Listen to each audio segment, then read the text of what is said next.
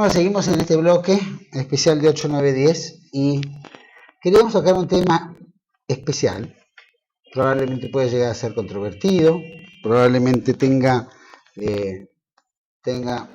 interés mucha gente en poder saber de qué se trata también, qué es. Y hoy tenemos un invitado muy especial que ha venido, por supuesto, de España y es dirigente de la Falange Española. Actualmente se llama Falange Española de las Joncs, que lleva el nombre de Falange Española de las Juntas de Ofensiva Nacional Sindicalista, que es el origen de la Falange Española. Y creo que los argentinos mucho conocimiento no tenemos sobre la Falange. En realidad, hay generaciones que la han tenido, seguramente muchos de los que nos ven la tienen, pero creo que la sociedad, con el tiempo, más o menos como el peronismo, se fue perdiendo o se fue licuando, ¿no es cierto?, los orígenes de lo que era.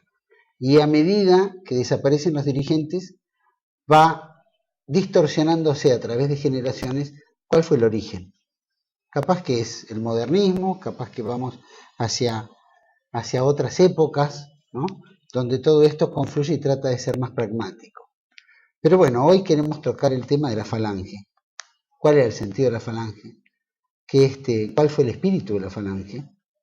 ¿Qué diferencia tuvo la Falange entre el fascismo y el nacionalsocialismo alemán? Es decir, ¿qué otras virtudes y qué otros efectos podía tener? Y está en Buenos Aires, de paso, y se vuelve a la madre patria, en breve, nuestro querido amigo Ricardo Sáenz de Inestrillas Pérez, dirigente de la Falange. Muchas gracias, Ricardo, por estar acá en 8, 9, 10. Gracias a vosotros. Muchas gracias a vosotros por invitarme. Para nosotros es un placer. Primero porque sirve aclarar muchas cosas y sirve, no sé por qué uno tiene que aclarar lo aclarado, pero parece como que el tiempo va borrando y tiene que volver atrás, ¿no? Para decir, no, pará, esto era de otra manera. Yo quisiera que me des un pantallazo de lo que era el falangismo. Bien, déjame primero que matice la presentación tuya, porque si esto lo ven algunos de los dirigentes falangistas que hay en España ahora, pueden empezar a rasgarse las vestiduras, como hacían los dirigentes israelitas.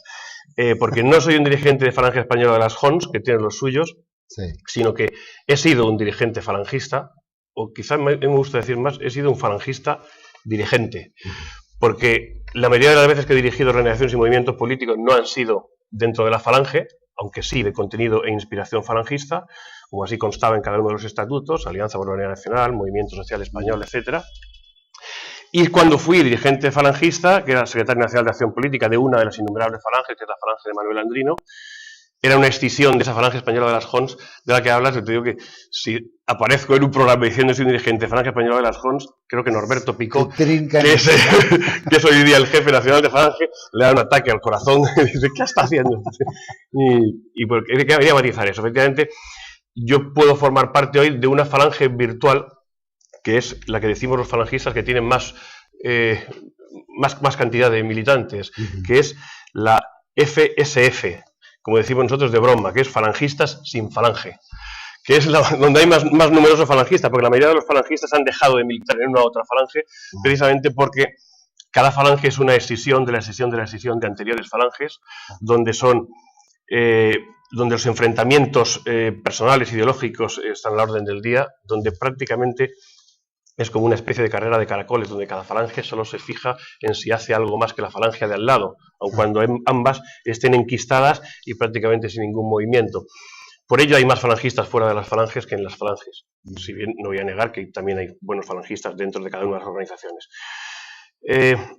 La falange nace en el 1933, fruto de una serie de problemas sociales que están ocurriendo en un clima de preguerra civil española, y nace de la mano de dos personas muy importantes, que son fundamentalmente Ramiro Ledesma Ramos, que tiene una organización que se llama las Joncs, Juntas de Ofensiva Nacional Sindicalista, por un lado, y que viene actuando desde el año 31 junto con Onésimo Redondo, que era un abogado castellano que tenía las Juntas Nacionales de Acción Hispánica. las Juntas Castellanas de Acción Hispánica. Ambas confluyen en las JONS y son los que, de alguna manera, fundan lo que va a ser el ideario nacional sindicalista. El nacionalsindicalismo, como expresión, lo utiliza a finales del siglo pasado, principios del siglo pasado, no, del XIX, principios del XX, Sorel, en Francia, que es un revisionista marxista.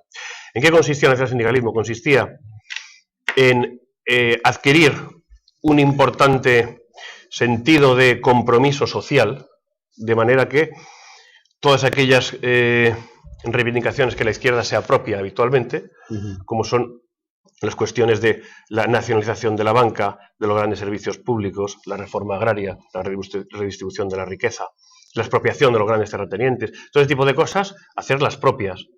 De tal manera que la propia izquierda ha abandonado la mayoría de esas reivindicaciones y solo se ha quedado en la izquierda de cara a la galería.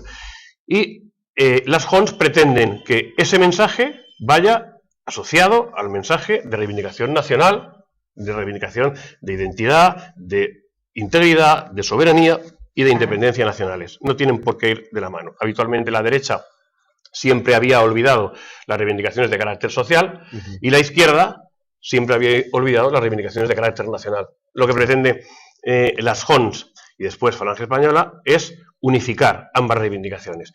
En ese sentido, Ramiro Ledesma confluye con un abogado español, hijo de Miguel Primo de Rivera, el que llaman el dictador Miguel Primo de Rivera, que estuvo hasta el año 1900 y poco hasta el 23, o del 23 al 30, del 23 al 37 años estuvo.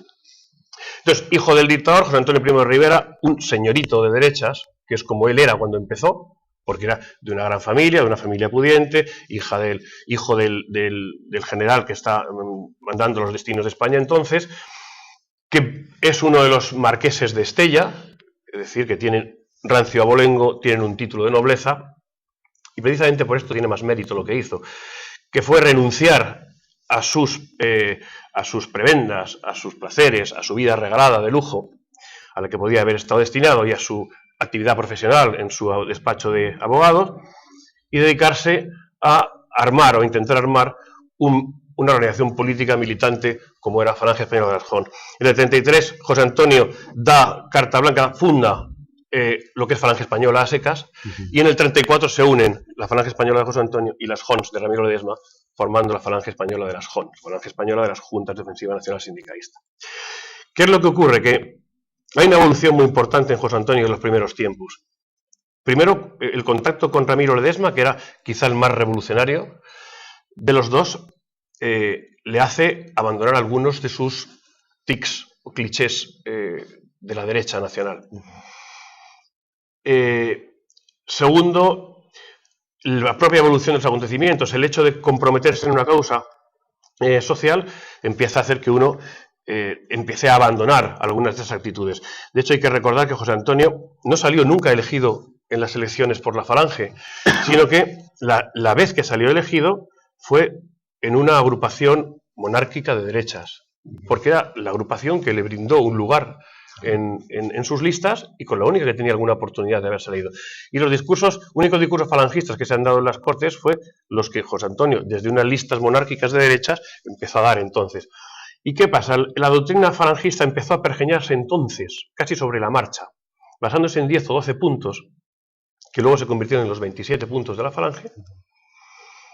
Empezó prácticamente a improvisarse, pues se daba una descripción de lo que querían para la nación, para la patria, a nivel social, para la tierra, a nivel internacional, una serie de ponencia marco, ¿no? de un marco como una especie de construcción, pero no dio tiempo a desarrollarlo. ¿Qué ocurre? Que a nuestros grandes fundadores, como son José Antonio y Ramiro, fundamentalmente, también a otros, como Onésimo Redondo, Ruiz de Alda, etc., los asesinan 3 años después de esto. En el 34 es cuando se forma Fe de las JONS y en el 36 están asesinados todos los dirigentes. Entonces, no ha dado tiempo a desarrollarse realmente todo el programa político. Tenemos el prisma de una ponencia marco, de una doctrina política donde hay una serie de parámetros, 10, 12, 15, 27. Pero no se ha podido avanzar en la evolución de todo esto y además hay un clima de preguerra que empieza a distorsionarlo todo. Porque si bien los dirigentes de Falange, José Antonio Ramiro, estaban en desacuerdo con apoyar un golpe militar, al final no tienen más remedio que apoyarlo porque la cuestión no era golpe militar sí o no, era el bando de los que defendían España y el bando de los que necesitaban muera España, el anti-España y anti-España. No había otra, hay que alinearse uno de los dos. Y esto pues le hizo un flaco favor a la Falange y a España entera, porque tuvimos una desgraciada y fratricida guerra civil durante 3 años que lo dejó pues todo en pañales, lo que es el ideario falangista. El ideario falangista pretendía haber hecho una revolución nacional importante. Los falangistas hablamos de esa revolución como la revolución pendiente, y seguimos hablando de ella después de 70 años de aparecer la Falange como la revolución pendiente, porque pudo haberse hecho y nunca se hizo.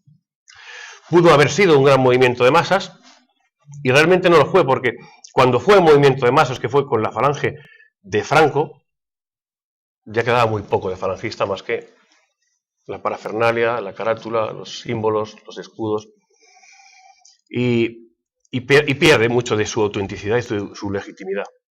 Entonces, muertos José Antonio, Ramiro Ledesma, todos los dirigentes de la Falange ejecutados en plena guerra civil. Antes de empezar ya estaba José Antonio detenido con diversas excusas, que no viene al caso de detallar, una pertenencia ilícita de armas, por haber participado en un enfrentamiento a golpes en tal sitio, cosas irrelevantes y de segunda categoría, pero le permitieron al Estado entonces tenerle preso durante varios meses, incluso antes del pronunciamiento del 18 de julio, y el 20 de noviembre de ese año les asesinado, y durante el mes de octubre asesinado a Ramiro Ledesma y otros muchos, las conocidas sacas de las cárceles, donde milicias del Frente Popular iban ejecutando por doquier sin juicio previo. En el caso de José Antonio tuvo un juicio que fue pues un paripé, donde no hubo mucha posibilidad de defensa. En todo caso, ¿qué es lo que ocurre? Que Franco, que era el que dirigía el bando nacional, que era un hombre pragmático, nunca fue falangista, ni dijo que lo fuera, asumió la jefatura nacional de un partido que crea él, que es como los dos bandos, las dos organizaciones más importantes que me están ayudando a ganar la guerra, no que me habían ayudado a ganarla, porque la guerra empieza en el 36 y en el 37, aún faltan 2 años todavía de guerra.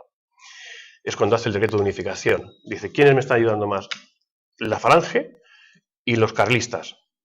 Disuelve ambas organizaciones y las unifica en un partido que añade una letra a lo que es C de las Jons. Falange Española, T, tradicionalista, y de las Jons. De manera que ya tiene a los carlistas y a los falangistas. Los tiene unidos y los tiene cabreados, porque ni falangistas ni tradicionalistas les gustó que se disolviera todo en una organización. Y él adquiere el mando, Franco. ¿Qué pasa? Manuel Hedilla, que era el jefe nacional de la Falange, en ausencia de José Antonio, que ni siquiera sabían todavía que estaba asesinado ya, no acepta esa disolución, no acepta ese decreto de unificación y no acepta la jerarquía de Franco. Con lo cual Hedilla es condenado a muerte y surge lo que se llama el hedillismo, que viene a ser lo que luego deviene en la Falange auténtica, y los que, al cabo de muchos avatares, le ha pasado quizá como a algunas organizaciones peronistas también aquí, que tratando de huir del cliché de la derechización, se han ido apartando tanto, y entiendo que con razón se deben apartar de ese cliché, porque la Falange no era de derechas, pero al final cayeron en la izquierda.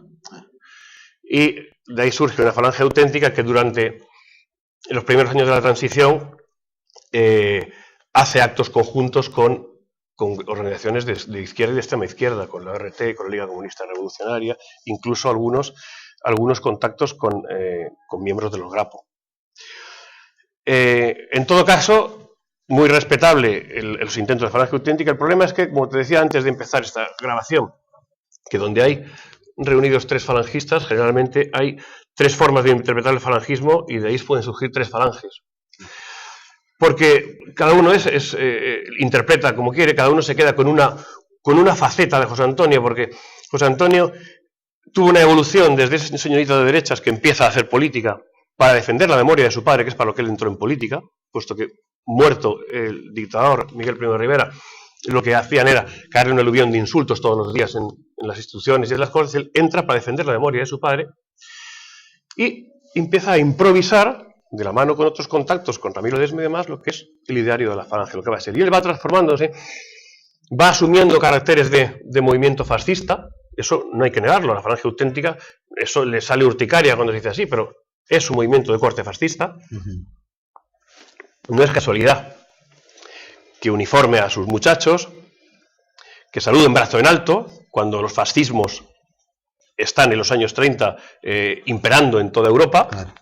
los desfiles, el espíritu, la actitud fascista. Ya no es tanto el ideario, porque efectivamente existen textos de José Antonio que trata de separarse del fascismo italiano, porque lo que no estamos diciendo que sea fascista en el ideario, estamos diciendo que es fascista en la actitud. Hay una actitud fascista, hay una forma de entender la vida, que es la forma vehemente, entregada, comprometida, la milicia, el combate, la definición del hombre como mitad monje y mitad soldado, que es de José Antonio, la mística, la espiritualidad, la religión, el ser soldado. Todo eso constituye el ser fascista. Aparte luego de las diferencias ideológicas de un punto y de otro, que lo que hacía José Antonio era precisamente marcar las pautas de un movimiento con carácter propio, con propia idiosincrasia, pero que se puede encuadrar perfectamente, de hecho así lo está, históricamente, entre los movimientos de carácter fascista que surgieron en los años 30, y fue uno de ellos. Tenía mucho en común con movimientos como la Guardia de Hierro rumana, mucho en común con quizás más con la Guardia de Hierro rumana, por ejemplo, por su sentido católico de la vida, que no la tenía el fascismo italiano o el nacionalsocialismo alemán. Concretamente, José Antonio simpatizaba más con el fascismo italiano y con el Duce, al quien visitó en alguna ocasión, y Ramiro Ledesma más con el nacionalsocialismo alemán. Entonces, se cruzaban una serie de características que hicieron influir en la conducta, que luego fueron definiendo con carácter propio y que hizo más hincapié en la cuestión social, mucho más que pudo hacerlo a lo mejor el fascismo italiano, porque el fascismo italiano, que es yo creo que la gran diferencia de nuestro ideario falangista con el del fascismo italiano, en el que no vamos a profundizar porque aparte de ser aburrido es también engorroso y difícil, es que basa su política económica en el corporativismo. Y nosotros no. El corporativismo consiste en que hay un sindicato de patronos y otro sindicato de trabajadores. Y hay una válvula, una pieza de enlace que es el Estado. De manera que tanto trabajadores como empresarios siguen enfrentados y solo el Estado trata de armonizar sus intereses. Eso lo supera el falangismo, unificando los sindicatos y haciendo sindicatos únicos y verticales donde estén todos los productores, entendiendo tanto los que hacen una labor dirigente como los que hacen una labor de trabajadora, simplemente todos alineados en sindicatos únicos y verticales, organizados por ramas de la producción. En principio parece resolver el sistema. Así lo tenéis aquí vosotros también, y en España estuvieron durante el franquismo. Pero claro, eso es solamente la definición de la estructura externa. Si interiormente no tienes la intención de realmente elevar a los trabajadores a propietarios de los medios de producción, como no se tuvo durante el franquismo, ni se tiene aquí en Argentina, pues queda una parafernalia muy bonita, lo de los sindicatos únicos y verticales, pero no consigue el objetivo. Esas son básicamente las diferencias que la diferencia yo creo esencial con el fascismo italiano, es decir, es una diferencia de carácter económico, estratégico, ideológico, pero tiene una actitud muy similar, una actitud muy parecida. Se asimila también con comportamientos de grupos anarquistas o anarcosindicalistas. Incluso hay varios contactos en los primeros años de fundación, en el 34, en el 35, con grupos anarquistas, anarcosindicalistas españoles, que pensaban lo mismo. Es decir, lo que caracteriza, quiero decir, el anarquismo, los movimientos de extrema izquierda, generalmente es que son preocupados por las cuestiones sociales, pero se definen como internacionalistas y por lo tanto son antipatriotas. Pero hay algunos movimientos de carácter anarcosindicalista que sí se definían como patriotas. Con esos grupos contactó la Falange, porque entendían que estaban defendiendo exactamente lo mismo. Cuestiones de carácter social, sindicalismo, o sea, un Estado sindical articulado, hacer funcionar una nación como un gran sindicato de productores, y con una aspiración e inspiración, desde luego, patriótica y soberana e independiente, y con su propia identidad. Esos contactos no fructificaron pues, por diferencias personales y porque al fin y al cabo los clichés y los corsés pues, afectan a todos. Y parecía muy difícil de entender que un movimiento de carácter fascista pudiera estar relacionado con movimientos de carácter internacionalista, unos que estaban en las internacionales de extrema izquierda. La Falange no estaba en la internacional fascista porque además se negó a hacerlo precisamente para que no la vincularan con ningún tipo de red. Pero el caso es que así fue. La Falange, digo, quedó descabezada y empezó una lucha durante el franquismo para tratar de instalarse.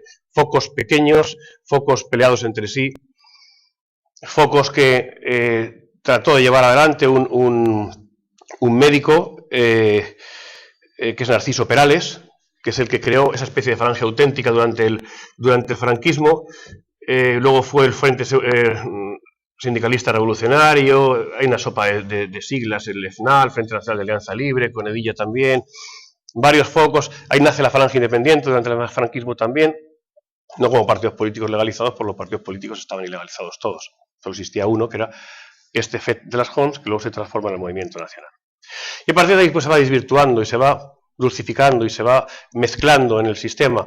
Lo que ha trascendido del falangismo es que la Falange y el franquismo es lo mismo, la Falange de Franco, y es lógico porque Franco utilizaba el uniforme de la Falange en los primeros años, hasta el 50 y tantos, el yugo y las flechas de la Falange, el saludo de la Falange y los mandos de la Falange, pero casi nada del contenido de la Falange. Se volvió más pragmático. Sí, es que él fue pragmático siempre, claro, él fue pragmático siempre. Le pasó quizá, lo que pasa es que él es como buen pragmático, al principio utiliza los mimbres que tiene y trata de contentarlos a todos. Lo que consigue es no contentar a ninguno. Pero a él no le importa eso, él lo que quiere es hacer algo que le resulte eficaz para dirigir el Estado.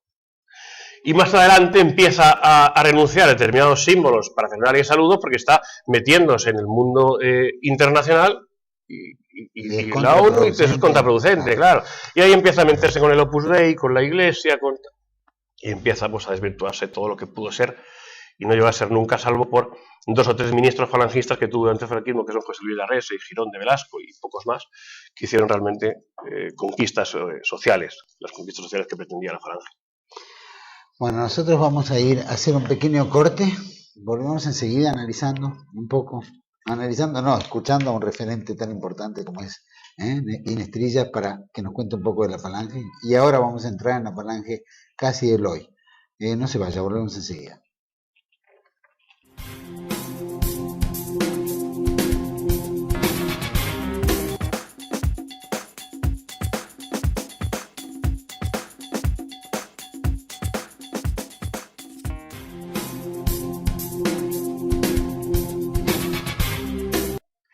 Bueno, seguimos aquí en 8910 con la presencia de Ricardo Sáenz de Inestrillas Pérez, que es, bueno, por lo menos ya lo he aclarado que no es dirigente actual de Falange, pero es un falangista de corazón y que por tradición familiar por lo menos puede contarnos a nosotros esta visión de la Falange española, de esos momentos, que nos ha hecho en el primer bloque una interesante introducción histórica de dónde viene, qué es. Ricardo, me quedé con eso que decías, que me resultó gracioso, porque eso lo tenemos también los argentinos, ¿no? Que se juntan 3 falangistas y salen 3 líneas diferentes. Sí, ¿no? Sí, 3 falanges distintas, además antagónicas y enfrentadas. Sí. Nosotros los argentinos tenemos también, se juntan 3 argentinos y hay 3 grupos. Claro. Capaz que los mismos 3 integran cada uno de los grupos del otro, pero cada uno tiene su grupo. Se integran un tiempo. luego se vuelven a ir, claro. Contame, me gustaría saber, Juan, cómo se perfiló la Falange. Ya vemos que cuando entra el generalísimo Franco, gesta esta unión, y en esta unión se disuelve, sí. Se vuelve un pragmatismo, abandona a través del tiempo los símbolos, y ya entra en el mundo real. Ya todo Exacto. Lo que era la tercera posición de esa época es como que queda caduca en Exacto. Un mundo donde avanza más sobre un marxismo ayornado a la moderna, a la europea, y también un liberalismo que hace pie muy fuerte sobre el resto del mundo. ¿Cómo se percibe, cómo perciben los falangistas siendo de alguna manera una línea también media monárquica, ¿no? Porque tenemos el concepto de... No, en puridad la Falange... ¿Cómo juega el rol el rey? ¿Cómo juega el rol la monarquía? El rey, fíjate, te iba a decir que juega juega un rol, porque lo único que hace el rey es jugar, básicamente, que es a lo que se dedica, siempre jugó. La falange no ve con buenos ojos, no puede ver con buenos ojos al rey ni a la monarquía, porque primero la falange es, por definición, era republicana. Se gesta durante la República, en sus manifestaciones se manifiesta con la bandera de la República. Lo que ocurre es que la República, el término de la República, que en cualquier otro país no tiene ningún tipo de connotación ideológica, en España sí la tiene. Por ejemplo, Argentina es una república y eso no le da ningún tipo de orientación ideológica. Francia es una república, Estados Unidos es una república. Pero en España hablar de república, sobre todo para muchos de esos sectores de los nuestros, suena a Frente Popular, suena a tortura, suena a guerra civil, suena a comunismo. Y no tiene por qué. Y la falange pretende, los falangistas pretendemos que haya una tercera república que no tiene por qué ser ni Frente Populista ni de izquierdas, porque la república solo define un sistema de Estado. Platón no era comunista y estaba hablando de la república y estaba organizando la república, y eso es a lo que aspiramos los falangistas. La monarquía, ¿por qué vuelve la monarquía? La monarquía vuelve porque Franco se empeña en ello. Franco había criado a sus pechos, como se suele decir, al rey que tenemos hoy, y el rey que tenemos hoy, al que no le cubre, suponiendo que yo creyera en los derechos dinásticos y sucesorios, que no lo creo, no le correspondería a ser a Juan Carlos I el que hubiera retomado la restauración de la monarquía, interrumpida solo por la guerra civil y los 40 años de Franco, sino que le hubiera correspondido al padre de Juan Carlos. Y si no al padre de Juan Carlos, que era don Juan de Borbón, le hubiera correspondido a un hermano mayor de Juan Carlos. Pero el padre de Juan Carlos, el rey, se lo pasó por el forro cuando le interesó, porque los Borbones son así. Es una especie humana donde la traición, la sinvergonzonería, la cobardía y la canallada están a la orden del día, van en sus propios genes, van luchando contra ellos. Entonces, ¿qué ocurre? A don Juan le deja aparte, de verdad que don Juan era un ser bastante abyecto y desde luego no gozaba de la simpatía de Franco, por lo cual la primera condición es decir, vas a reinar tú y le tienes que hablar con tu padre para que tu padre lo acepte. Y efectivamente habla con su padre y dice, mira, que vamos a restaurar la monarquía, pero tú no vas a estar. Al hermano mayor que le hubiera correspondido, a Juan Carlos se lo carga limpiando un arma. Pero se lo carga limpiando un arma no cuando tiene 14 años, ya tiene 18, ya es militar de profesión. Y se supone que es un accidente, bien, pero es que no tuvo ningún tipo de consecuencias jurídicas. ¿Por qué? Porque era el delfín de Franco. Y simplemente se pilló casualmente al que le hubiera correspondido, pero en todo caso fue una elección directa a dedo de Franco, que es el que había criado, enseñado y educado para ser, en teoría, el continuador del régimen franquista. Y de eso nada, le engañó también al propio Franco, porque si en algo es experto Juan Carlos de Borbón y en general los Borbones es en engañar.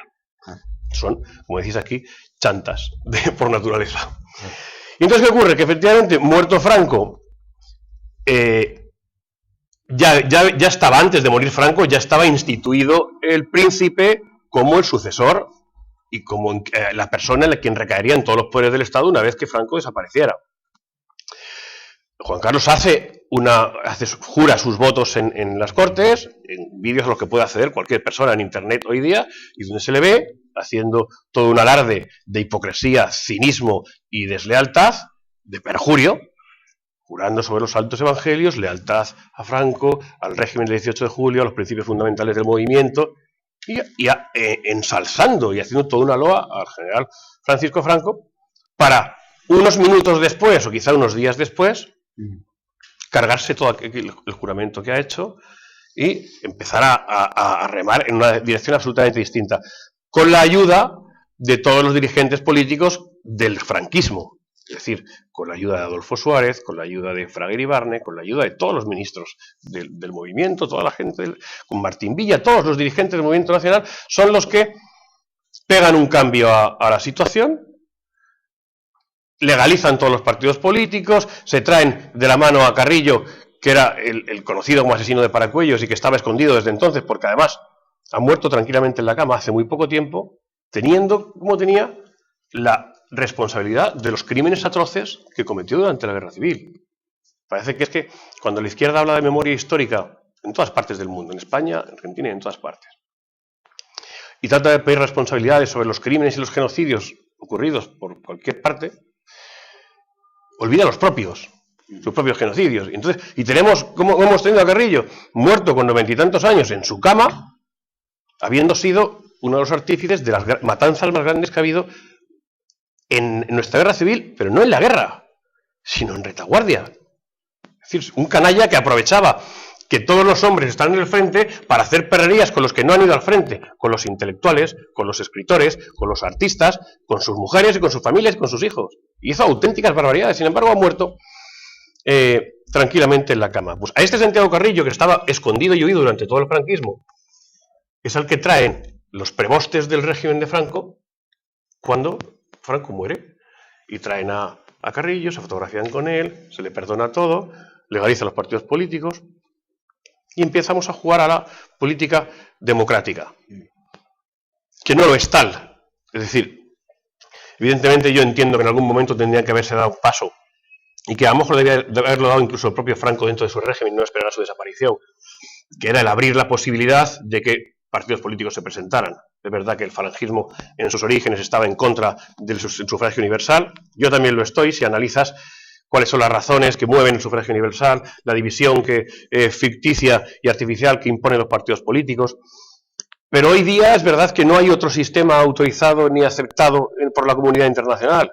Entonces, o admites un sistema de participación política a través de cauces de representación, o eres un dictador. Entonces, pero hay formas, hay sistemas que pueden ser más o menos participativos, que pueden ser más leales a la hora de cuantificar los apoyos y los votos que otros. La ley DON que tenemos en España, por ejemplo, es una ley absolutamente absurda. Es una ley que solo premia a los grandes partidos y que a los pequeños partidos los elimina. Aquí tenéis también un sistema bastante complicado, porque para presentarse a las elecciones hay que reunir previamente, ahora también se está haciendo en España, unos cuantos miles de firmas. Y tener, es decir, que a los grupos pequeños, a las opciones pequeñas, se las elimina de un plumazo. Entonces, estos sistemas que se llaman democráticos y que dicen que abren la posibilidad de discutir y discrepar a cualquier ideología, cualquier tendencia, la práctica es mentira. Son monopólicos. Sí. Y aparte de monopólicos, son tremendamente extremos, ¿no? Y censuradores del otro. Exacto. Bueno, pero es como ha trabajado históricamente el marxismo y como ha trabajado históricamente el liberalismo. Simplemente de que han tenido la fuerza de la propaganda que ha revertido en la cabeza del común de la gente, claro, de que eso no es tan malo. Claro. ¿No? Entonces cualquier visión de una tercera posición ajena a esos dos polos, que son, nosotros decimos que son paridos por el mismo vientre, ¿no? Sí. Porque han venido de la misma raigambre. Es así. Anglo o inglesa de alguna manera. Claro. Sí, esa alternancia democrática que ellos mismos se alternan los unos con los otros. Y que ambos son tremendamente criminales, ¿no? Recién decías el caso de Carrillo. Bueno, lo vemos en Stalin, lo vemos en todos los que han sido los regímenes comunistas, como los regímenes imperialistas liberales, que han sido la bomba atómica que han tirado indiscriminadamente las muertes que se van gestando y el abuso de poder sobre países. De la que luego además nunca nadie responde. No se exige responsabilidades. Se licúa enseguida con la propaganda. Sin embargo, uno lleva una camisa, una bandera, un recuerdo, una anécdota o reivindica una tercera posición. Y es un extremista, asesino, genocida. Sin haber hecho nada, sin haber matado ni una mosca nunca, pero es un genocida, asesino, fascista, nazi. Había un nazi. escritor español, creo que era Rivera, puede ser, que escribió sobre los crímenes de los buenos. Bochaca. Puede ser, Bochaca, sí. Bochaca. Sí. Muy buen libro también. Bueno, volviendo a esto. ¿Cómo se ve la falange hoy en día, ¿no? Entre este contexto democrático que es tan raro y entre los polos tan fuertes como es, ¿no es cierto?, la masonería liberal, el marxismo, etcétera, etcétera. Pues te concreto, la falange, hoy en día no se puede hablar de una falange, es como intentar hablar de un peronismo aquí en Argentina. Entonces se supone que la Kirchner hace todo lo que hace porque es peronista. Y Menem hacía todo lo que hacía porque es peronista. Y resulta que diversas personas que hacen políticas contradictorias y antagónicas entre sí, lo hacen porque son peronistas. Pues en España pasa lo mismo con los falangistas, solo que sin llegar a tocar poder. porque es imposible tocar poder, porque como se supone que ya tocó poder durante el franquismo, que es una gran falacia, porque el falangismo nunca ha gobernado, ni lo de Franco fue otra cosa que su propio régimen. De hecho, no puede haber franquismo muerto Franco. El franquismo era el régimen de Franco y punto. Porque no era un régimen con una ideología ni con una estrategia concreta, era el régimen que hacía ese señor. Muerto Franco, murió el franquismo. El falangismo sí es una forma de ver las cosas. Entonces, lo que se ha tendido a pensar es que el falangismo ya estuvo con Franco 40 años y por lo tanto no tiene nada nuevo que decirnos. Y hay mucho falangista que cree que eso es así.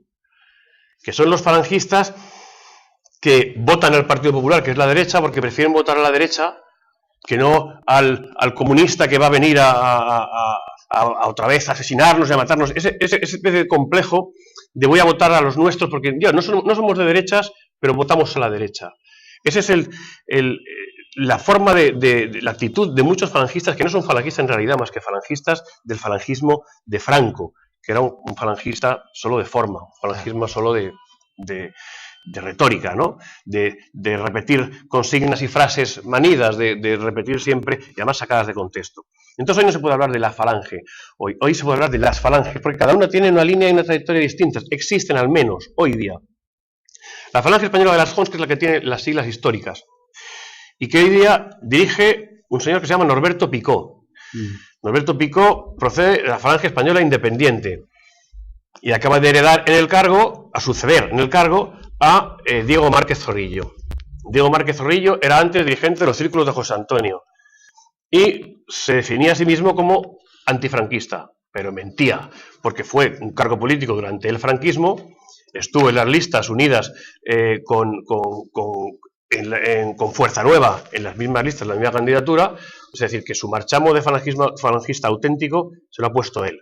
Ocurre en España un fenómeno raro, que es que todo el mundo se arroga la capacidad de exhibir una cosa que hemos dado en llamar los falangistas el falangistómetro, que consiste en medir, claro, quién es el más falangista. Entonces sacan la regla de medir y eso lo hacía Diego Márquez Zorrillo, lo suele hacer la gente de Falange Española, y dice, no, vosotros no sois falangistas, falangistas somos nosotros. Y otros opinan lo contrario, claro.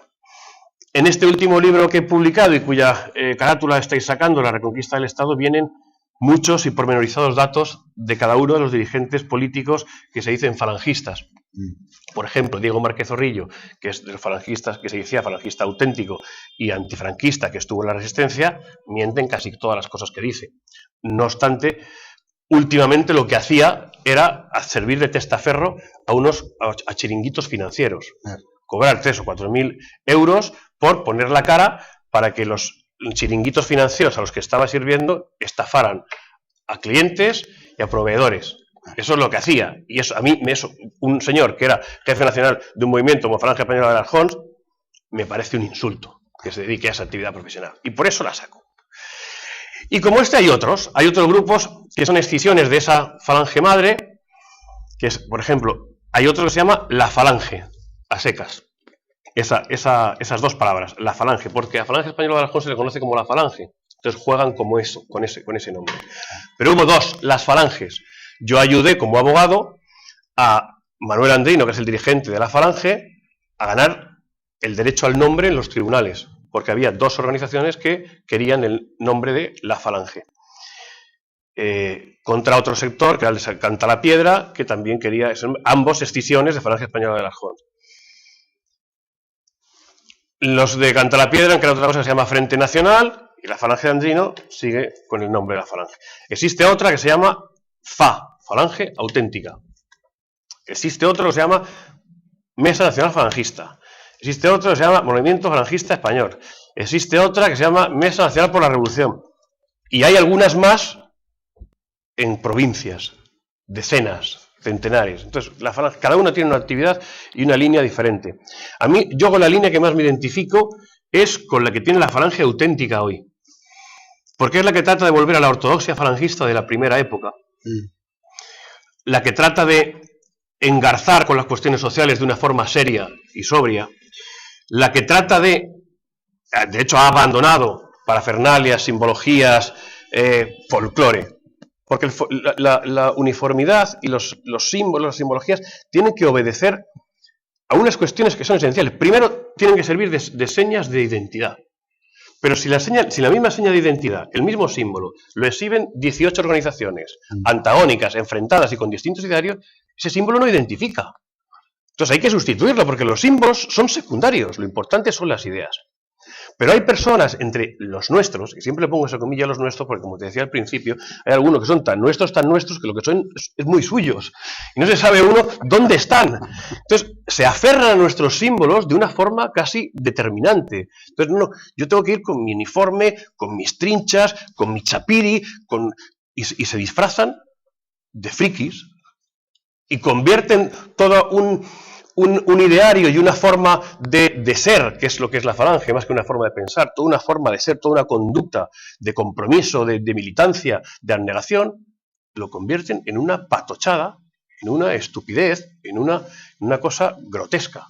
Anecdótica siempre. Anecdótica y ridícula, que además prestas al enemigo, que está en todas partes, las posibilidades de ridiculizarlo de una forma. No hace falta más, solo hace falta sacar fotografías a 3 o 4 de las personas que van uniformadas, porque además verás uniformado a uno con camisa azul, con las trinchas, los correajes y le falta la pistola, y a otro al lado disfrazado de nacionalsocialista, con su camisa parda, con tal. Es decir, le prestas la fotografía para el ridículo, le prestas la fotografía para la deslegitimación política. Entonces, la falange auténtica es verdad que en buena línea ha abandonado todo esto. Maneja un yugo y unas flechas, sí, lo ha modernizado, es un diseño más moderno, más actual, y se presentan en muchos sitios, hacen incluso pactos con partidos de izquierda.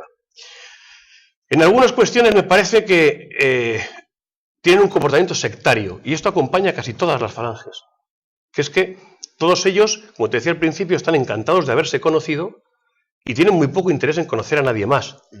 De tal manera que es que son ellos, claro, un club cerrado. Es un club cerrado donde no entra nadie más.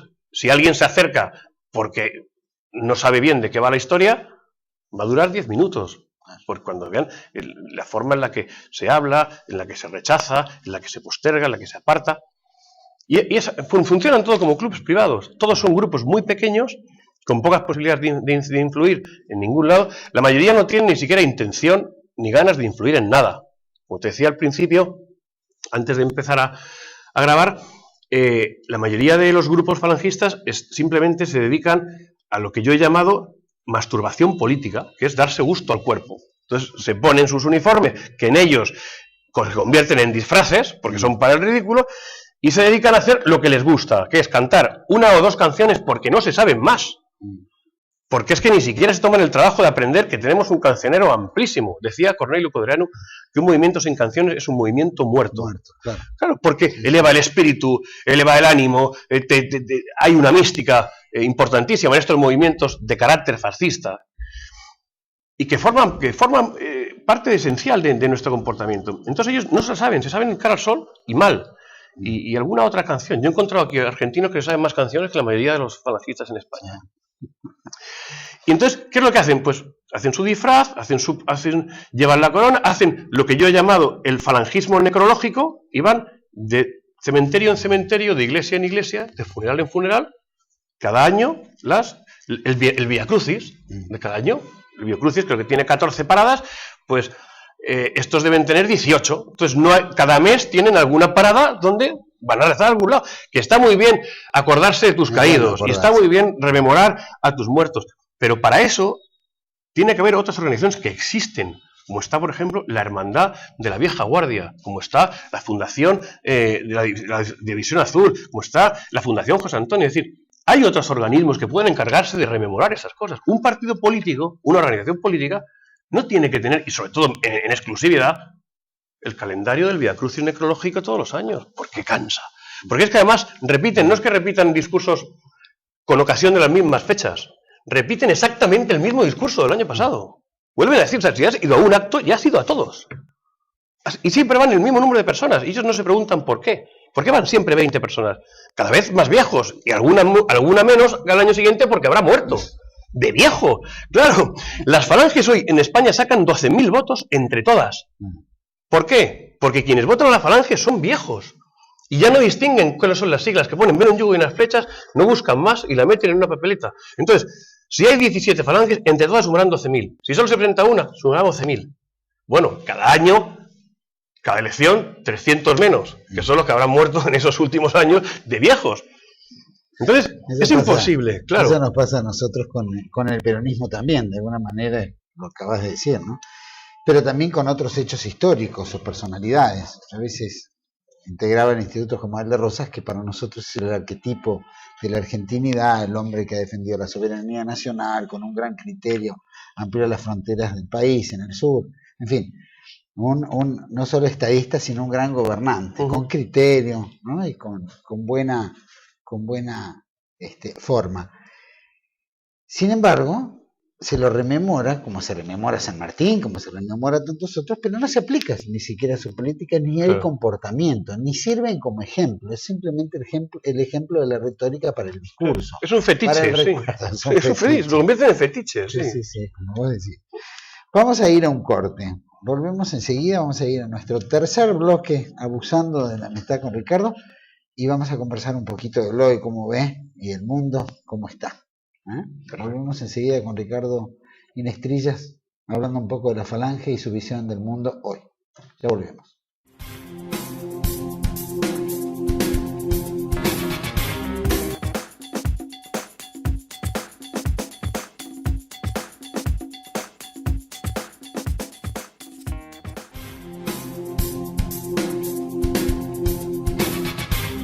Bueno, seguimos en este último bloque con Ricardo Sáenz de Inestrillas Pérez, que, bueno, está acá de paso por Buenos Aires y nos está enseñando mucho a los argentinos sobre este tema de la Falange, esta línea doctrinaria, esta línea de conducta, esta línea política que ha tenido tantas variantes a través del tiempo. Yo quisiera preguntarte, Ricardo, vos sos abogado penalista, ¿verdad? Sí. Estás diplomado en Ciencias Políticas y diplomado en Administración de Empresas. Ajá. Aparte de deporte, que veo que te gusta, en buceo, etcétera, etcétera. ¿Cómo era tu grupo dentro de lo que es el trabajo militante que tenías en España? Nosotros creamos en el año 90, cuando yo salgo en libertad por el asunto Muguruza. Es un asunto muy conocido en España, ¿sabes? Si no sabes, te lo voy a comentar. Mi padre lo asesina a la ETA en el año 86. A mí en el año 89 se me detiene y se me acusa de haber entrado en compañía de un policía a un restaurante donde se reúnen miembros del brazo político de ETA, que se llamaba Herri Batasuna entonces. Se reúnen en un restaurante de un hotel en Madrid porque al día siguiente van a jurar sus cargos como diputados electos al Congreso de los Diputados, y entonces dos personas entran, tirotean la mesa donde están lo que se podrían denominar los generales de ETA, porque son los que marcan la línea política y los que marcan además el momento adecuado para planificar los atentados. Dos personas entran, disparan contra esa mesa donde están 10 comensales aversales, y donde resulta muerto Josu Muguruza y gravemente herido Iñaki Esnaola, uno de los referentes del movimiento vasco de liberación nacional, como ellos lo llaman.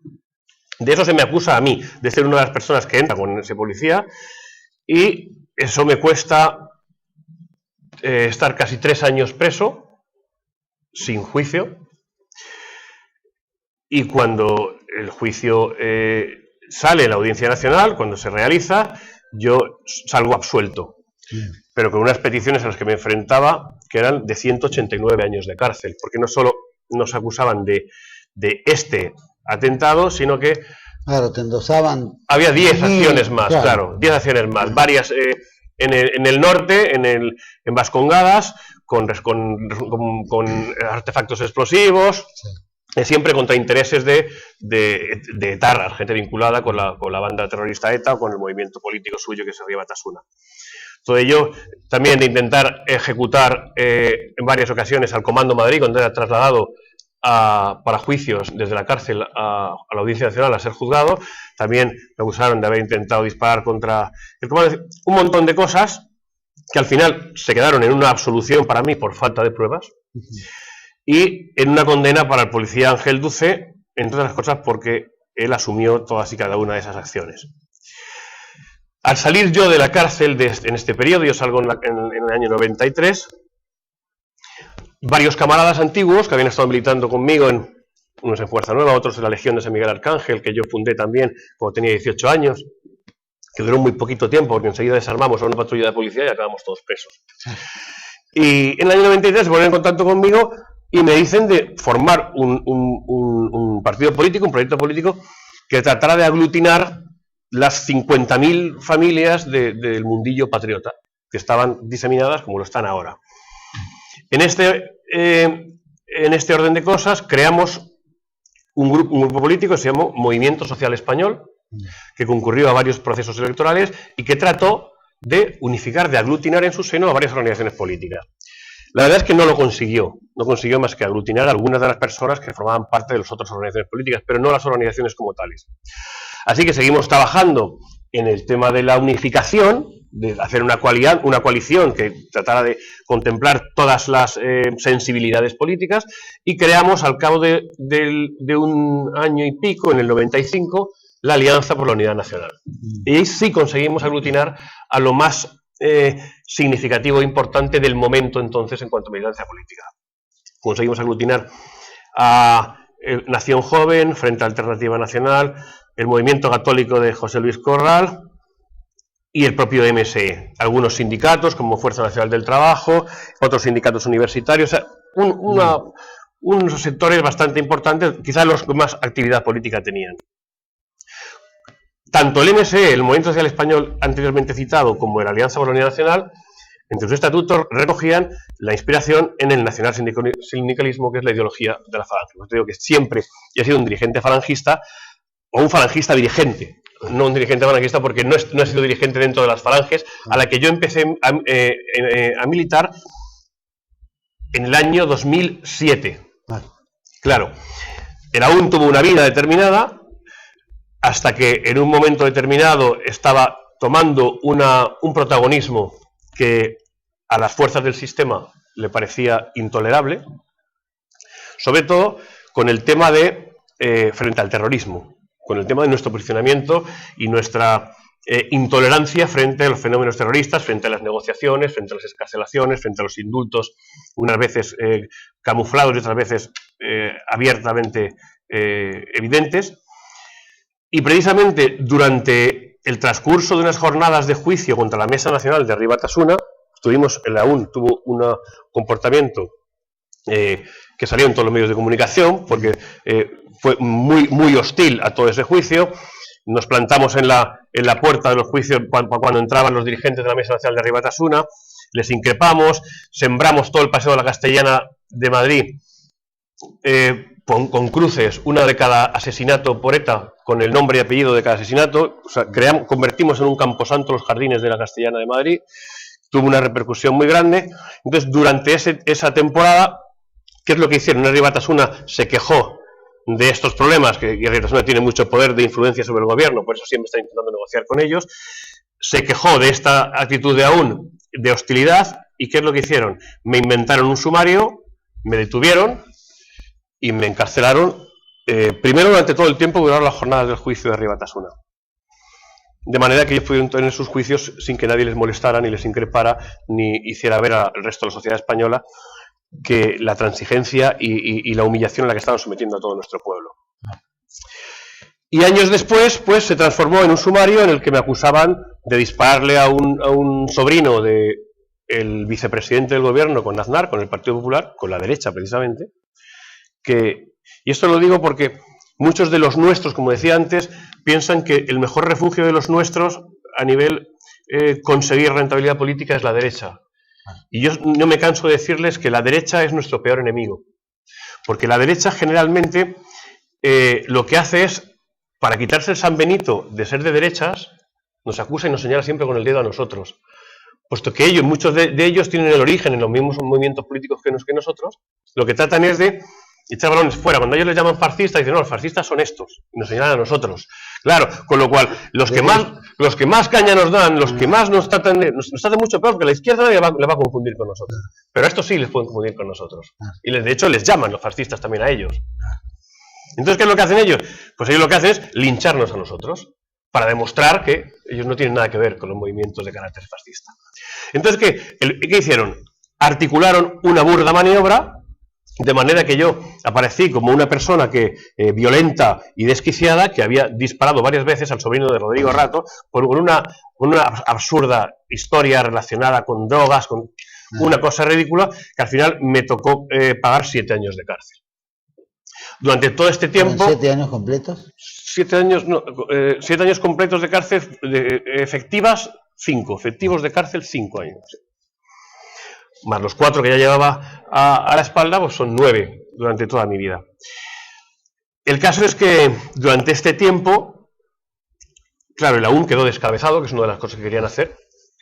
No estando vos, claro, empezó efectivamente a entrar en un declive. Yo había dejado el mando de AUN a otro dirigente, formaba parte de mi comité ejecutivo, y luego fue transformándose, fue perdiendo gente, se transformó en otra organización que en lugar de llamarse AUN se llamaba Alianza Nacional, y lo convirtieron en un grupo neonazi que nada tenía que ver con el AUN que yo había estado dirigiendo. Eso cuando saliste libre, tuviste... Claro, ¿desayunaste con todo eso? Exactamente. ¿O ya lo ibas sabiendo? Fui sabiendo algunas de las cosas, pero la mayoría, efectivamente, lo más brutal, me desayuné casi con eso cuando pude estar en libertad. ¿Qué es lo que ocurre entonces? Yo de luego me distancio y me separo de este tipo de grupos políticos, que no solo por la ideología que tienen, sino además por la forma en la que han hecho las cosas, que es utilizar las siglas y el nombre mío que iba vinculado a esas siglas. Por ello tenía cierta repercusión en los medios de comunicación ese partido, utilizarlo para cambiar todo, para cambiar los estatutos, para cambiar la ideología, para salir con lemas diciendo nación, raza, socialismo, esas cosas que no tienen nada que ver con lo que nosotros estamos defendiendo.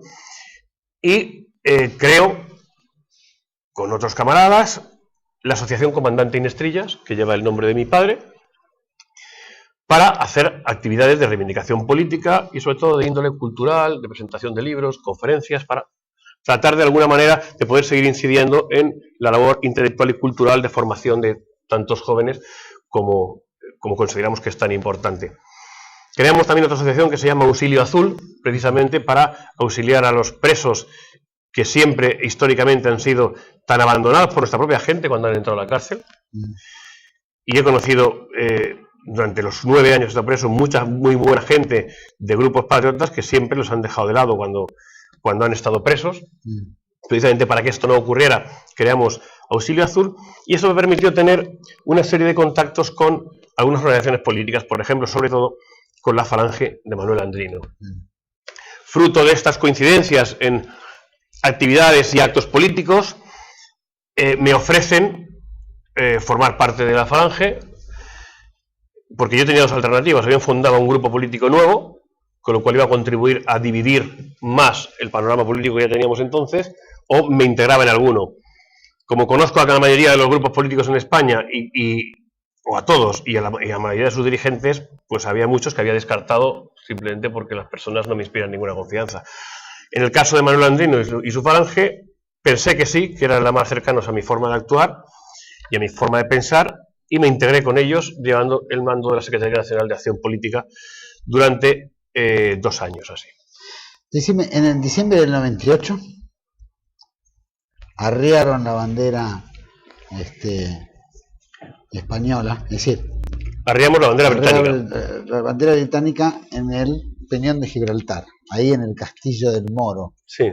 Que fue eso nos rememora a nosotros lo que es el movimiento Cóndor, que fue Malvinas, y también arrió la bandera británica. Y que también tuvo consecuencias penales también, ¿no? También. Sí, nosotros en el seno de AUN hicimos campañas muy importantes. Por ello adquirió tanta repercusión y por eso molestaba tanto la actividad de AUN como su cabeza visible, que era yo. Entonces hicimos una campaña que se llamaba Recuperemos España, únete a la Reconquista Nacional. Y empezamos a hacer esa campaña de Reconquista Nacional por todos los territorios donde la soberanía nacional, de alguna manera, de facto, aunque no legalmente, se había perdido. ¿Dónde era esto? en Vascongadas, con todo el tema del separatismo vasco, en Cataluña, con todo el tema del separatismo catalán, en Galicia, en Navarra, donde también hay separatismo vasco, y en Gibraltar.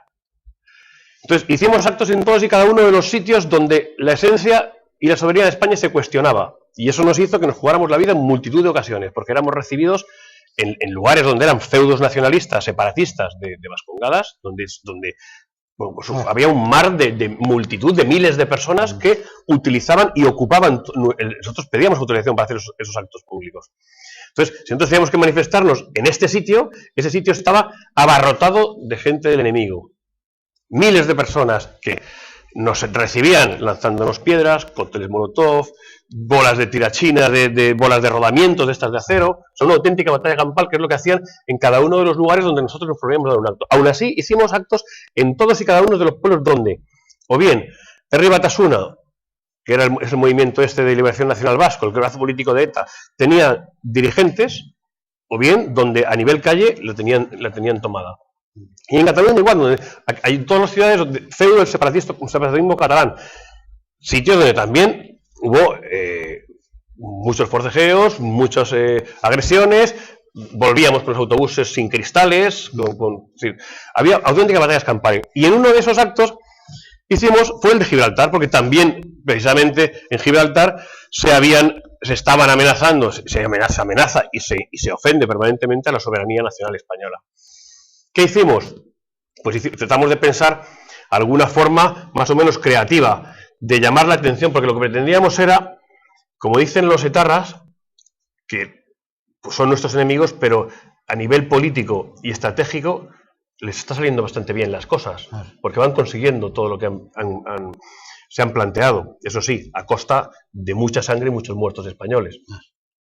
Entonces ellos hablan siempre de internacionalizar su conflicto, de que el conflicto vasco, a fuerza de internacionalizarlo, ganan apoyos en el exterior, incluso apoyos de otros gobiernos, y es lo que les hace que el conflicto adquiera relevancia pública. Entonces nosotros quisimos hacer lo mismo con Gibraltar, porque mientras Gibraltar sea una cuestión doméstica, Gibraltar seguirá como está hasta ahora.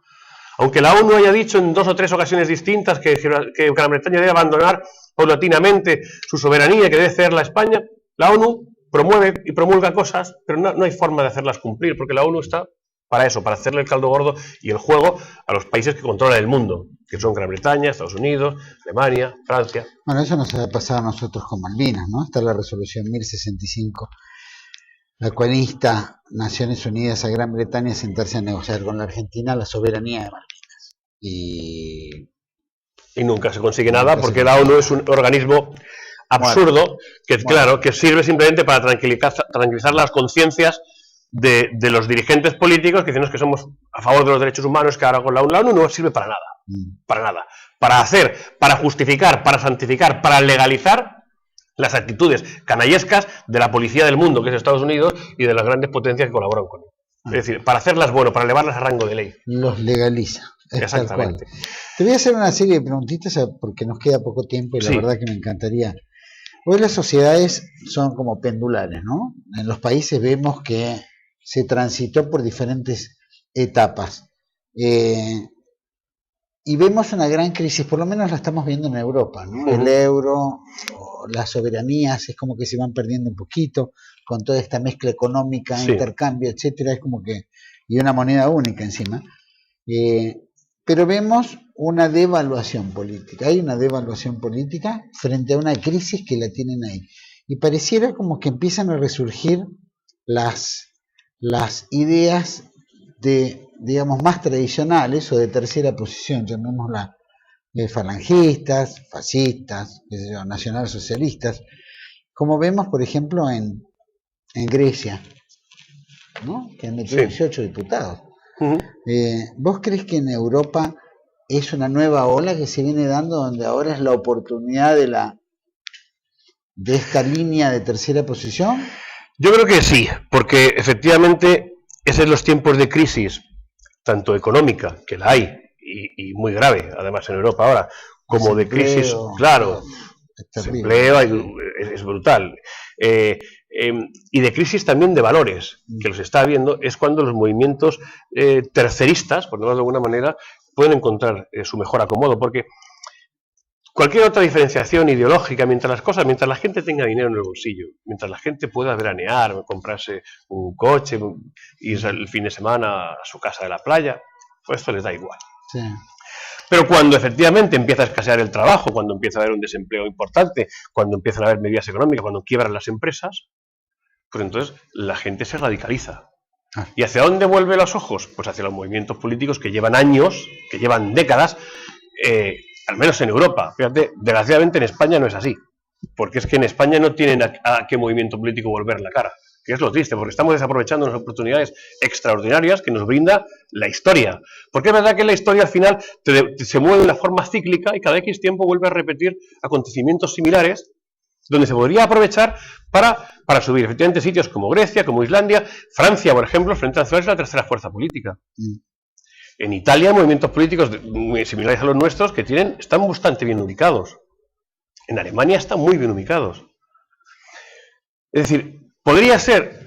Creo que. Por supuesto que no es lo que fue. Claro, no es lo que fue. Viene readaptado a la horma de. Claro, viene evidentemente. Actuales, ¿no? Viene bastante dulcificado. Pero en todo caso, sí presenta una recuperación de los valores nacionales, una reconcienciación de la propia soberanía e identidad nacionales. Creo que es un buen momento y que podría ocurrir, pero para ello tienen que estar muy bien sentadas las bases, primero, de qué es lo que se quiere hacer, a dónde se quiere llegar. Es decir, si no existe una organización política que acapare el descontento, no va a servir para nada. Una organización política predominante, no pueden ser 50 organizaciones políticas las que acaparen ese descontento. Lo vimos en los años 30. En Alemania, en Rumanía, en Italia, es un movimiento político el que tiene que capitalizarlo, porque es un movimiento político el que tiene que tener mayor infraestructura, mayor capacidad de movimiento, mayor versatilidad y mayor entramado en la sociedad. Si no, se va. En España pasó, cuando empezaron a reunirse las plataformas estas de los indignados. Sí, que tuvieron un origen ahí muy fuerte, ¿no? Exacto, tuvieron un origen brutal. Una contestación aparentemente espontánea de grupos sociales de lo más variopintos, y yo que te digo que sí estuve en esas manifestaciones, te puedo decir, porque la gente nuestra te dice, no, que es que son los zurdos, que es la gente de izquierda, yo con eso no me manifiesto para nada. ¿Por qué son los zurdos? Son todos los punkis que van con los perros y la flauta, que le llaman perroflautas. No hay 50.000 perroflautas en Madrid, hay 500. No 50.000, 50.000 personas, pero es que para eso hay que estar. Y no como nuestra gente es reaccionaria, cuando hay un movimiento de carácter social, de momento se aparta. Dice, no, yo con esto no. Yo solo voy 20 de noviembre, 18 de julio y a la misa de 12. Pero los movimientos de carácter social, que es lo que tenemos que estar, entonces ellos les sale urticaria en la piel, no quieren mezclarse con ellos. Y yo he estado en esos sitios, cuando a mí no me hace falta ni llevar ninguna bandera ni símbolo, porque mi cara la reconoce todo el mundo en España.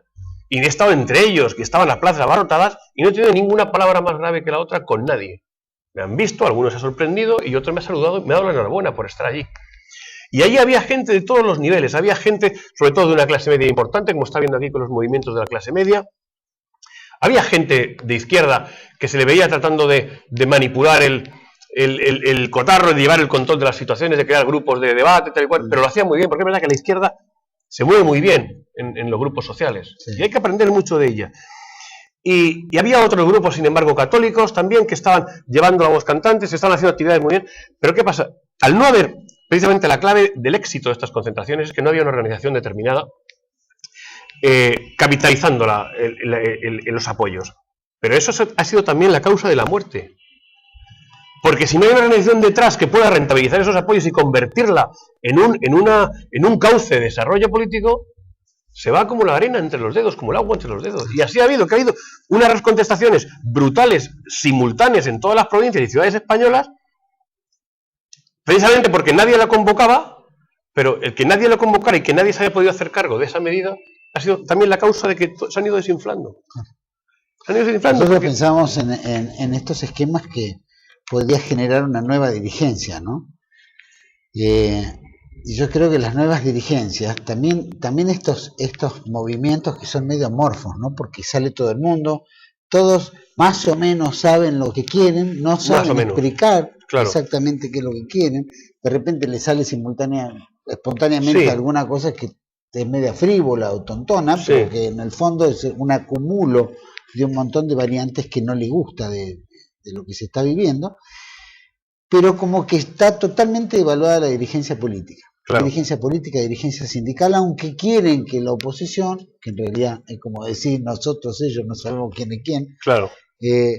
la sociedad lo que quiere en general es una coherencia de unidad, de trabajo y resolver, y sentarse a resolver lo que tiene que resolver, Claro. que es la problemática de todo. Lo que le afecta a cada ciudadano. Lo que Claro. afecta al ciudadano, ya no importa la ideología. Exacto.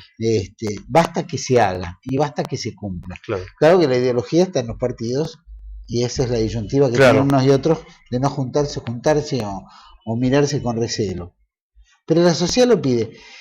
Y estas cosas que también son espontáneas, no son tan espontáneas. Sí, no Está son alguien tanto. la digita, Sí. ¿no? Porque está bien los foros sociales, Los foros sociales, ¿Quiénes los son los mensajitos foros de sociales? texto, claro. ¿Y quiénes son en Facebook? ¿Y cuántos, qué sé yo, aparecieron en un programa 3 tipos o 4 que supuestamente son los que representan estos foros sociales? ¿Pero quiénes son estos tipos? ¿Ellos movieron 2 millones, 3 millones de personas? No, es evidente que no. Es evidente. Son los que quieren Los acaparar foros sociales efectivamente eso. voltearon a Mubarak en Egipto, gestaron en Libia, movieron, es decir, estos foros sociales, ¿quién los está manejando atrás? Claro. Entonces, Yo creo que es hay que obra de aprovecharlo muchos. como nueva dirigencia, Claro. digo, hay que aprovecharlo Claro, hay que aprovecharlo. Es con el verdad buen que sentido de la palabra. sí, sí, ¿no? sí, sí. Hay que aprovecharlo porque hoy día es evidente que ninguna organización política puede funcionar sin efectivamente estar en las redes sociales, sin estar en internet, sin tener este tipo de alcance de los medios de comunicación. No puede porque se desbanca. Yo me acuerdo, las más grandes convocatorias que ha habido frente al Partido Popular en España y frente al Partido Socialista, antes de estar los foros sociales tan en boga, han sido a través de mensajitos del teléfono. ¿De dónde sale el mensajito? Pues se supone que evidentemente de los dirigentes del partido que estaba siendo beneficiado. La típica pregunta. Cuando no sabes quién está detrás de algo, hay que preguntarle, ¿a quién beneficia esto? Y generalmente suele estar detrás aquel grupo al que se beneficia esto. Entonces, en el tema de los indignados se dice, por ejemplo, que estaba a la mano de determinados movimientos de extrema izquierda que estaban tratando de crear el caldo de cultivo adecuado para la vuelta a la política de Julio Anguita, que fue un dirigente histórico de Izquierda Unida, con el que, por cierto, comparto muchos postulados, que viene del falangismo, y que a mí me parece un señor coherente, muy correcto. Y es verdad que tiempo después de esto los indignados ha sacado una especie de plataforma política para tratar de rentabilizarla, y no lo ha conseguido. Es decir, que yo creo que hay sectores, sobre todo de gente de izquierdas, porque son los que, no por casualidad, porque es verdad, y tenemos que reconocerlo, que son quienes más se mueven en el entramado social, quienes están más ahí, quienes manejan los foros. Tiene más militancia seria, militancia no ni nostálgica ni folclórica, que también tiene su folclore, la tienen real, la tienen de trabajar, la tienen... Son obedientes. Claro, y nos roban parcelas de actuación porque nosotros se las dejamos. Y esto es así, porque mientras nosotros estamos haciendo nuestro viacrucis nostálgico, ellos están, claro, manipulando y manejando las redes de internet para hacerse con la opinión y para mover la opinión. Se hace la política de café. Claro, ¿no? exacto. Debaten del exacto, país, sí. Sí, se enardecen, claro. Se enardecen con una copa en la mano y un whisky, levantan a la patria, levantan todo, resuelven todo, se van a casa y siguen haciendo su trabajo. Y no ha pasado nada, aquí pasa y después gloria, claro. Se han quedado tan a gusto, masturbación política, y se van tan ricamente. Bueno, nos está pasando mucho los argentinos, especialmente el peronismo. ¿Quién se adjudica el peronismo y todas las variantes mientras la izquierda, ¿no? Claro. Todo se va como desvirtuando. Sí. Vamos a hacer un último corte y vamos a tener 10 minutitos más, nada más que porque no quiero cortar acá cuando empieza la parte, digamos, donde yo pregunto. Vale, perfecto. Volvemos enseguida con Gina Estrella. Estamos de vuelta acá en 8910. No se vayan.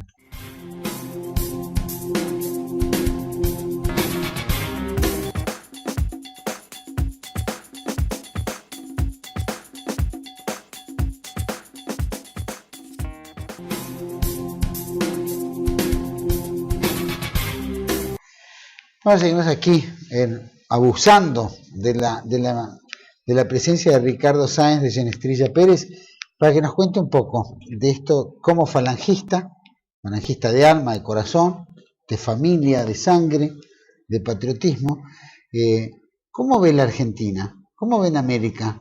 Los falangistas españoles, tus experiencias de haber viajado.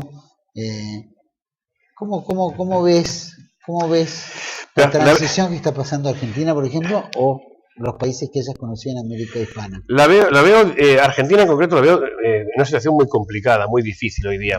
Yo, fíjate, te contaba también antes de empezar el programa que cuando yo aterrizo en Buenos Aires, en Argentina, contemplo con asombro y con expectación lo que está ocurriendo. Yo vengo en octubre del 2011, que es cuando están en plenas elecciones, donde sale elegida Cristina Kirchner, y yo acudo a la Plaza de Mayo porque además es algo que quería hacer, palpar un poco ese tipo de el clima, el ambiente que había ahí, y me quedo gratamente sorprendido por ver algo que en España sería impensable, que es manifestaciones teóricamente de una izquierda, donde hay grupos más radicales de izquierda y otros más moderados, de grupos quizás socialdemócratas, ¿no? que creo como se define, ¿no? el partido del gobierno, pero enarbolando por todas partes banderas nacionales, retratos de Evita, consignas nacionales, gritos de viva la patria, y eso me deja realmente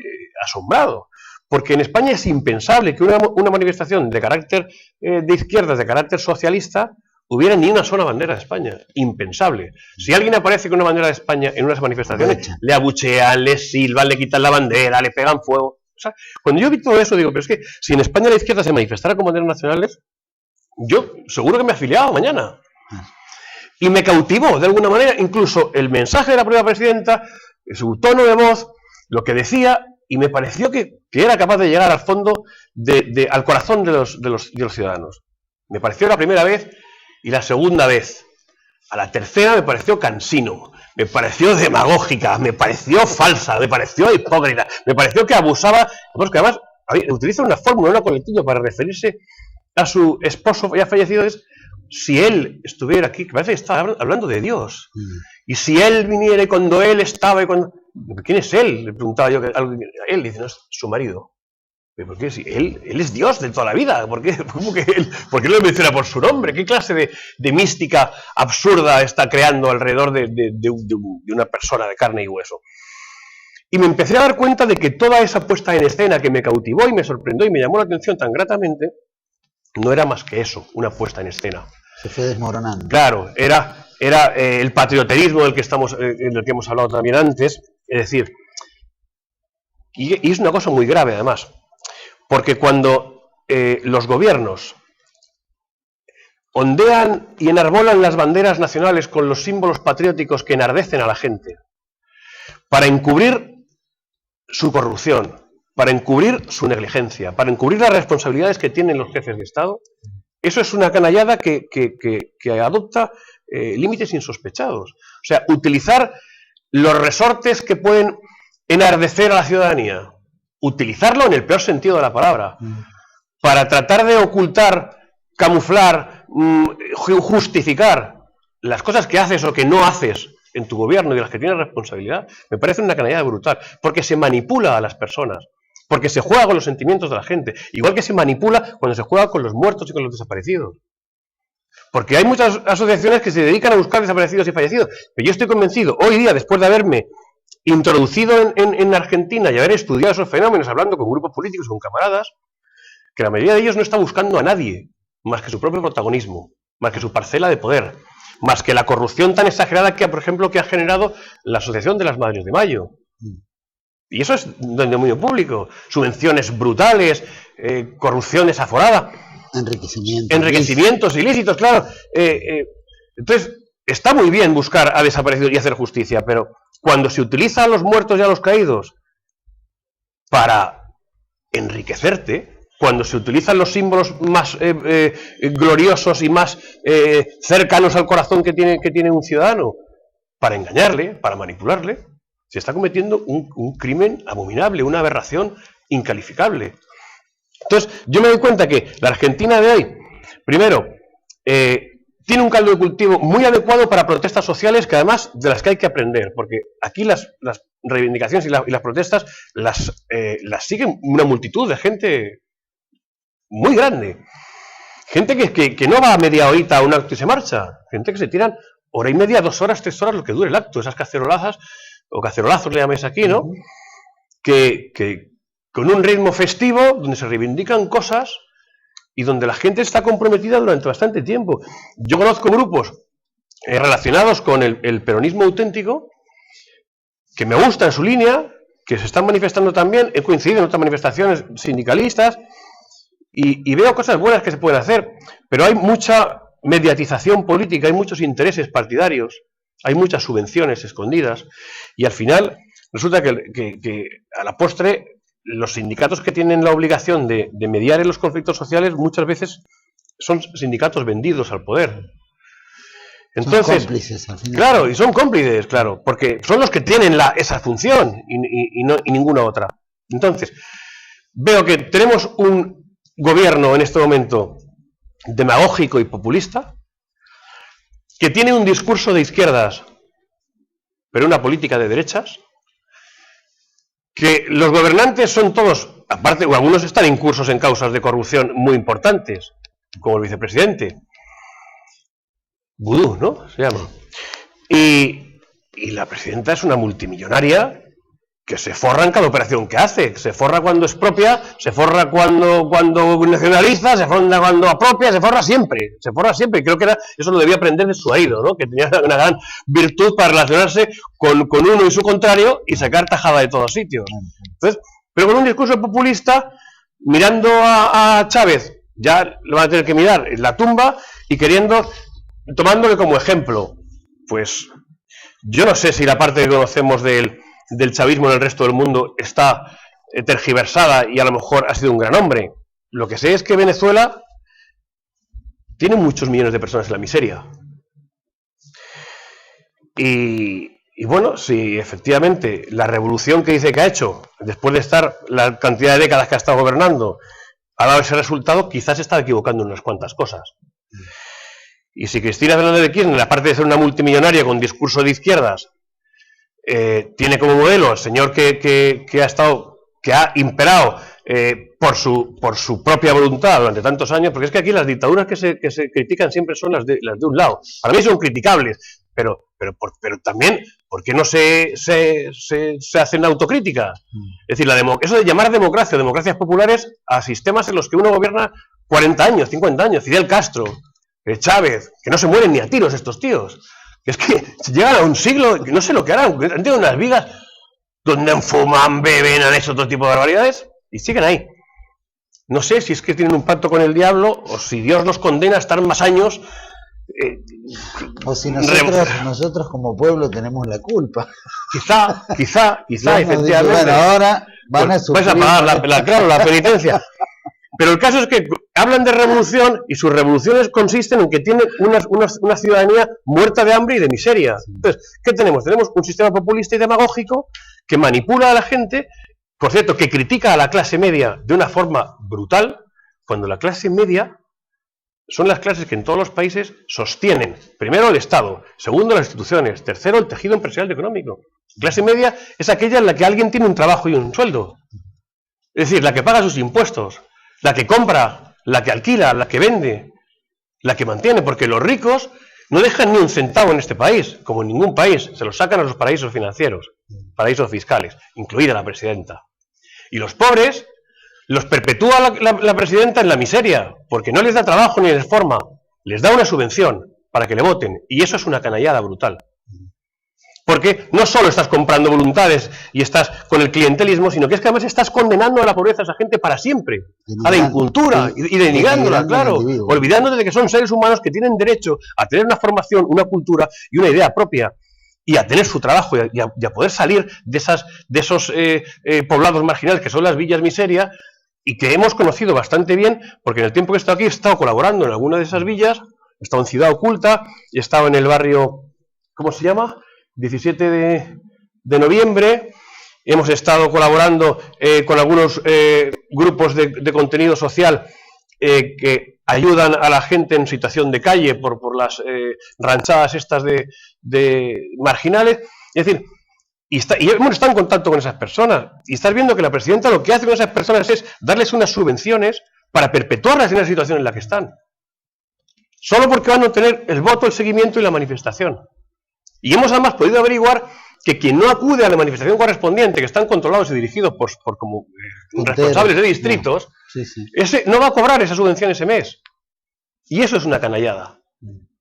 Entonces, es una canallada, es una aberración. Porque los que están... Si la clase pobre, la clase marginal, está condenada y perpetuada en su miseria para que la presidenta obtenga votos, y la clase rica son los amigos de la presidenta para evadir impuestos y paraísos fiscales, la única que queda es la clase media. Entonces, ¿cómo tiene el valor de la fachatez de meterse con la clase que está soportándole, primero a ella, y segundo, todas las barbaridades que ocurren en este país? Muy buena observación, esa.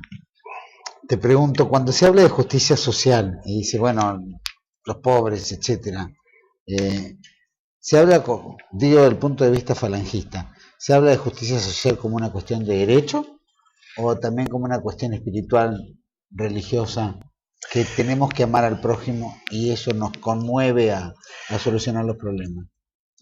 Si me estás preguntando a mí, yo te voy a dar mi respuesta. Te diría que en función del líder falangista o de la persona falangista a la que preguntes, te va a dar una orientación u otra.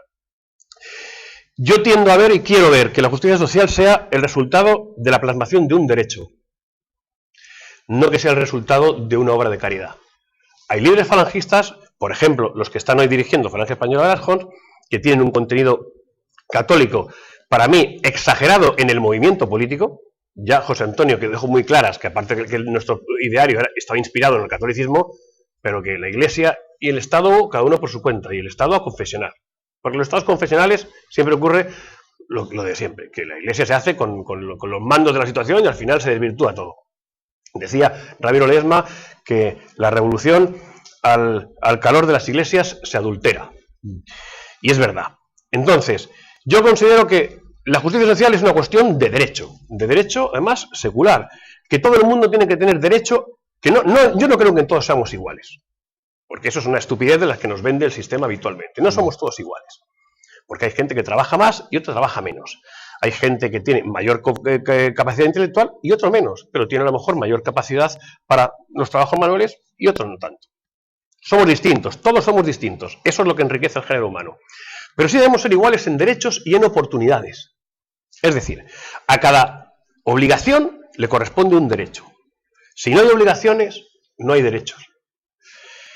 Y todo el mundo tiene que tener una igualdad de oportunidades. Todo el mundo debe poder acceder a una educación de calidad. Y no todo el mundo tiene por qué ser universitario, porque hay gente que ni tiene capacidad, ni tiene posibilidad intelectual, me refiero, pero tiene que tener la económica. Todo el mundo. Decía también José Antonio que no se puede desaprovechar ningún talento. Es decir, que nadie, por una cuestión económica, tenga que dejar de ir a la universidad. Que todo el mundo pueda acceder a la universidad, a una cultura de calidad, a una enseñanza de calidad, a una formación profesional. Y una vez que tengas eso, que eso es la esencia, que los niños estén escolarizados por fuerza. No puede haber tantos niños como nosotros hemos visto aquí, que se utilizan para ejercer la mendicidad. Que muchas veces no son ni los propios hijos de quienes lo están utilizando, sino que pertenecen a redes y a mafias donde se utilizan y se compran y se alquilan y se venden niños para eso. Y eso es una canallada que tiene que desaparecer. Y una vez que se escolarice a los niños, se permita el acceso a la cultura de todas las personas, se aporte y se premie la formación, el trabajo, el compromiso, y a cada obligación corresponda un derecho, tendremos una sociedad pacificada. Tendremos una sociedad que trabaje y que reme en la misma dirección. Y no es más respetable un arquitecto que un peón de albañil. No es más respetable. Porque uno tiene una capacidad y una formación y otro tiene otra. Y todos son eslabones de la misma cadena. Y todos tienen que tener la posibilidad de acceder a los beneficios de la producción en las cosas en las que hacen. Y para eso está el Estado sindical. La justicia social tiene que crear un gran Estado sindical donde los medios de producción no pertenezcan a los cuatro señores como hace el capitalismo. Ni pertenezcan al Estado como hace el comunismo. Que al fin y al cabo por eso son tan parecidos. Porque uno es capitalismo de Estado y otro es capitalismo privado. Nosotros queremos romper con eso. Y que los beneficios, que la producción pertenezca directamente a los trabajadores. ¿Cómo? A través de los sindicatos. Los sindicatos explotan, los sindicatos trabajan, los sindicatos son los dueños de la producción y los beneficios de la producción revierten directamente en manos de los trabajadores. Si hay más producción, cobran más. Nosotros queremos, por ejemplo, erradicar el concepto salario. porque es un concepto capitalista. Y los sindicatos pueden articular un sistema, un mecanismo, de manera que cada vez que haya incrementos en la producción y haya beneficios en la producción, no se los quede el banco ni el empresario capitalista, sino todos y cada uno de los trabajadores en la medida, o sea, en el porcentaje que le corresponda, en la proporción que le corresponde en función de su trabajo, de su responsabilidad, de su compromiso, de su valía, y ningún trabajo es más digno que otro. Cada uno está más capacitado para hacer uno u otro. Y todo el mundo tiene que hacer. Y nosotros la cuestión social la tenemos que ver así, no como la caridad, porque la caridad depende de la buena voluntad de las personas. Depende de si hoy me he levantado cómodo, he dormido bien y me siento generoso. Así que le voy a arrojar unos centavos a este señor para que coma hoy. No, hombre, no, eso no puede ser la justicia social. Eso lo puedes hacer para ganarte un lugar en el cielo. Pero lo que queremos es que esos señores tengan un lugar en la tierra y un lugar digno en la tierra. Eso es lo que la falange, el falangismo, querría de la justicia social. Ricardo, muchísimas gracias por haber estado acá en 8910. A vosotros, he estado muy a gusto, realmente ha sido una charla muy gratificante para mí también. Fue un monólogo muy bueno. Muchísimas gracias por invitarme. Valió, y me interesaba que más hablaras, más que preguntar, porque tienen la habilidad, los españoles tienen muy ordenados los patitos, como nosotros, los tienen todos en fila. Entonces saben ir manejando la cosa con mucho criterio. Y en eso para mí es muy admirable. Te agradezco muchísimo y que nos hayas ilustrado tanto sobre el tema de falangismo, ¿eh? Y también la línea de pensamiento, cómo ves la cosa, y eso a nosotros nos importa. Muchísimas gracias. Porque también. generalmente se escucha a los liberales que vienen y critican un país, pero nunca se escucha a alguien de más o menos nuestra propia línea. Claro. Siempre es la línea de enfrente. Sí. ¿No? Sí. Te agradezco muchísimo. Muchas gracias. Gracias a vosotros. ¿Cuándo estás viajando? También. ¿Muy pronto? Viajamos pasado mañana. ¿No? Este programa ya va a salir, pero lo van a ver tantas veces que el pasado mañana puede ser eterno. Pasado mañana, que es el día 25 de abril, y es la fecha que conmemoran en Portugal de la Revolución de los Claveles. Mira que bien. Sí. Ojalá hubiera revolución. Ojalá. Y realmente se cambien las cosas. Muchas gracias. Gracias a vosotros. Que tengas buen viaje y espero que sigamos en contacto, por lo menos vía Skype en algún momento. Sí, claro que sí. Gracias. Un placer. Sí. Nosotros vamos a un corte y volvemos enseguida con más 8910. No se vayan.